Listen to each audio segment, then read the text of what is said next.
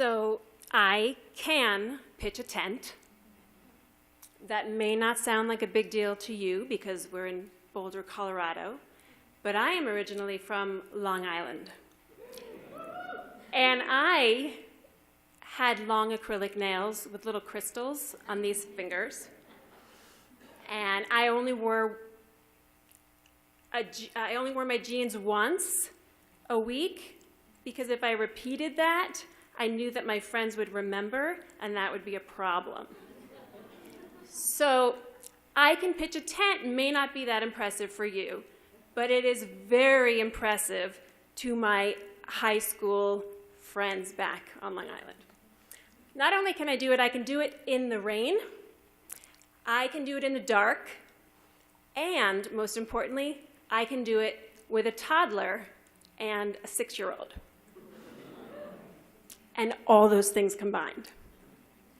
I say this because when I got divorced, way back when, I don't even remember, over 10 years ago, over 15, I started to pitch tents. I was very worried about the effect that my divorce would have on my children. They were almost 2 and almost 6. I had to do the math. I know they're 4 apart. So, and we moved out of our beautiful marital residence, and I took the boys to family housing at CU.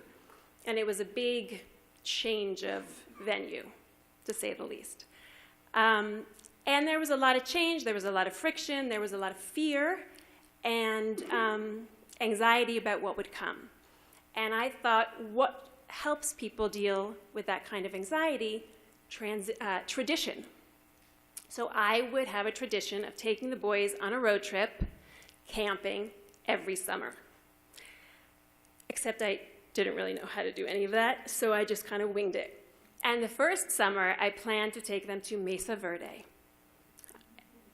Just a little side note, years later I would teach 3rd grade, and I would have to teach all about Mesa Verde, which again is very difficult when you're from Long Island. Unless, of course, you've been there with your boys.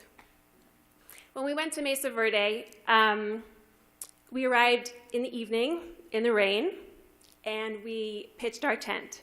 To be fully honest, it wasn't pitch black, but the rain was coming hard, and so was the evening. One of my favorite things in the world is to be in a sleeping bag next to both of my boys, especially when they were younger, before they had bad breath or their feet smelled. Sorry. They are currently almost 16 and 20. So I don't know if you've been to Mesa Verde, but one of the coolest things about it is all these cliff dwellings. One of them is called Balcony House. And way back when we went, they warned you before you bought tickets to Balcony House that if you had children, they had to be able to climb a 30-foot ladder, a 3-story ladder. It was like this huge deal. And I was like, well, of course you can. My toddler wants to climb to the roof every day. We'll be fine. We got to the 30-foot ladder. I asked a gentleman by me if he would go behind my first child just to kind of make sure everything was okay. They zoomed right up, no big deal. I went behind my next child. They zoomed right up, no big deal. I couldn't even understand. It was literally like one of those playground structures from when I was a kid, the steel one, like the dome. Of course, it wasn't a dome, but it was just as high. It wasn't that big a deal.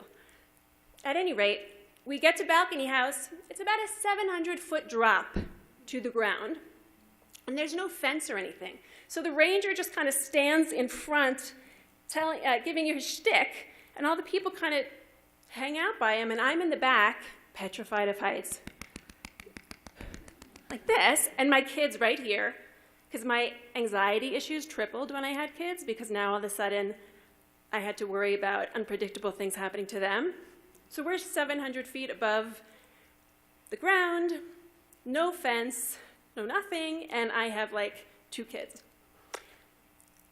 They finish, you know, wasn't that exciting. We learned about how they made corn and all the great stuff they did. The coolest thing they did was the way they got in and out of this balcony house was they had handholds and footholds that they built into the side of the cliff, which I thought would have been pretty awesome, but would never, ever do on my own. So we go to leave Balcony House, and what they neglected to tell me, was that 2 minutes? 1, okay. So I have no idea what we just did, but that's okay. So what they neglected to tell me about Balcony House is not about the 30-foot ladder, it's how you get out. And I still wonder why in the world on every sign they talk about that 30-foot ladder and they don't talk about how you get out. Because how you get out is this very sketchy kind of makeshift climb on the cliff to the top, and there's a gate and a couple, metal thingies. I don't know if you climb, you might know what they are, in the side, and you're kind of pulling yourself on a chain or a rope up this cliff. It's petrifying, and it's far harder to do than climb a ladder. My kids, of course, run ahead fearlessly. I can't even hold them back. They go. Oh my gosh, I didn't even know that. That's a lot harder. Okay, long story is, they're looking at me from the top and they say, "Don't you just want to die?"